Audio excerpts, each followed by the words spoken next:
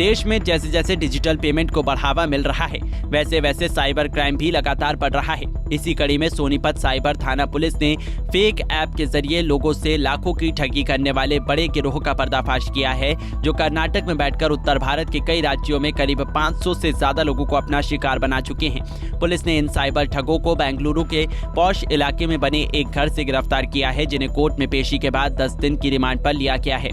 वहीं मामले की जांच कर रहे डीएसपी क्राइम मयंक गुप्ता ने जानकारी देते हुए बताया कि सोनीपत साइबर थाना पुलिस को नवीन नाम के एक शख्स ने शिकायत दी थी कि 8 सितंबर 2022 को उसके मोबाइल पर फेक ऐप लिंक के माध्यम से 8 लाख रुपए की ऑनलाइन ठगी की गई थी, जिसकी छानबीन के दौरान पुलिस ने बेंगलुरु के एक घर में छापेमारी की, जहां से 10 साइबर ठगों को गिरफ्तार किया गया। ये सभी आरोपी केरल के रहने वाले हैं, जिनके कब्जे से 48 mobile phone, 1196 SIM card, 20 mobile charger, 35 debit card, 5 wifi dongle, 2 laptop, 5 wifi set और अन्य सामान बरामद किया गया है। साइबर थाना सोनीपत ने एक और बड़ी सफलता हाल ही में प्राप्त की है। मुकदमा नंबर 3 दिनांक 8/9/2022 को साइबर क्राइम में दर्ज हुआ था, जिसमें मुद्दई नवीन ने शिकायत की थी कि 25/7/2022 को एक ऐप का एक लिंक उसके पास आया था, जिसके माध्यम से उसने एक ऐप डाउनलोड की थी। उस ऐप में उसे विभिन्न प्रकार के ऑर्डर दिए जाते थे और लालच दिया गया था कि आप 100 रुपये का अगर ऑर्डर परचेज़ करोगे तो आपको 120 रुपये मिलेंगे। इस तरह उसे ऐप के जाल में फंसाकर, और शुरुआत में तो उसके अकाउंट में 200-500 रुपये ट्रांसफ़र किए गए और बाद में अमाउंट का ऑर्डर बढ़ता गया और इस तरह से कुल 8 लाख रुपए की ठगी उसके साथ की गई। तो इस संबंध में मुकदमे में कार्रवाई करते हुए पहले 2 आरोपियों को पूर्व में गिरफ्तार किया गया था। 19/2/2023 को प्रबीर कुमार मंडल को हुगली वेस्ट बंगाल से गिरफ्तार किया गया था, जिसका अकाउंट साइबर क्राइम में यूज़ हुआ था। उसके माध्यम से आगे बढ़ते हुए साइबर क्राइम की टीम ने 23/2/2023 को राज घोष को वेस्ट बंगाल से गिरफ्तार किया, जो अकाउंट परचेज करता था।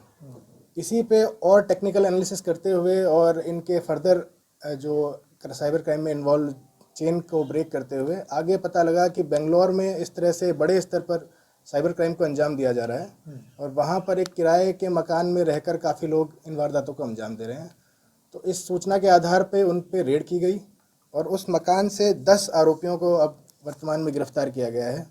साथ ही उनके कब्जे से 48 mobile phone, 1196 SIM card, 20 mobile charger, 2 laptop, 35 debit card, 5 dongle, 5 wifi router और 1 इंटरनेट बैंकिंग का RSA टोकन बरामद किया गया है।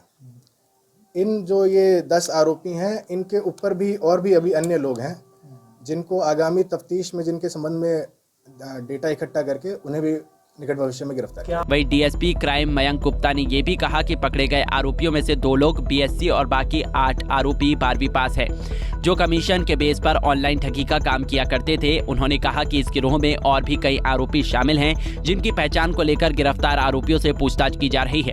ये सभी केरला के रहने वाले हैं और इनमें से 2 BSc करे हुए हैं और बाकी जो 8 मुलजिम है वो 12वीं पास है। अब तक कितनी वारदातों को अंजाम दे सर सोनीपत या हरियाणा में इन्होंने कितने वारदात? ये तो अभी इन्हें रिमांड पे लिया गया है, तो अभी इन्हें पूछताछ की जाएगी। 10 दिन की रिमांड पे इन्हें लिया गया है। सर ये सैलरी पे काम करते थे या कमीशन बेस पे काम करते थे? इनका कमीशन बेस पे काम किया करते थे। जो इनके ऊपर जो आका बैठे हैं वो अलग अलग व्यक्ति को अलग अलग कमीशन पे नियुक्त रखते हैं। क्या मेन आरोपी गिरफ्तारी को लेकर प्रयास?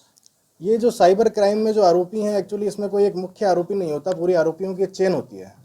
तो उस चेन में बहुत मल्टीपल आरोपी शामिल होते हैं। तो पहुंचेंगे चेन के ऊपर तक, जहां से आरोप शुरू हुआ है, जिसने आप डेवलप किया, सबको किया जाएगा। क्या जो इनका आका है, क्या वो विदेश में बैठकर ये पूरा गैंग है वो हैंडल कर रहा था? नहीं, अभी इनके जो ऊपर के लीडर्स हैं वो कहाँ पे बैठे हैं, इस संबंध में जो रिमांड पे लिया गया है, तो पूछताछ के बाद ही पता लगेगा। सर ये 1100 सिम जो मिले इनसे, ये फर्जी तरीके से लिए गए इन्होंने? अभी सिम के बारे में भी अलग अलग तरीके से जानकारी इकट्ठी की जाएगी। मोस्टली ये क्या होता है कि सिम को भी फर्जी तरीके से ही ले लेते हैं, नाम किसी और का होता है, इशू कहीं और से होता है। तो जब इन सिमों के बारे में पता लगाया जाएगा कि कहाँ से इशू हुई है, तो पता लगेगा किसी से खरीदी हैं या नॉर्मल व्यक्ति से इशू करा के या खुद ने ही फर्जी तरीके से इशू करवाया। सर क्या कोई बड़ा नाम भी सामने आया इसमें? नहीं, अभी तक कोई ऐसे बड़ा नाम सामने नहीं आया है। ये तो साइबर क्रिमिनल्स हैं जो BSc और 12वीं पास हैं, जो छोटे कमीशन के आधार पर। इनका ऐप का एक्चुअली नाम नहीं, इनकी एक एड्रेस था जिसमें www.h111.in नाम से एक लिंक था। तो उस लिंक को ओपन करने पर ही एक पेज ओपन हो जाया करता था। ये बेंगलोर में बनाया हुआ था आता है, क्योंकि जो इनके खुद के खाते हैं उनमें तो अभी नील बैलेंस है। सर कितने खाते पकड़े गए हैं अभी तक?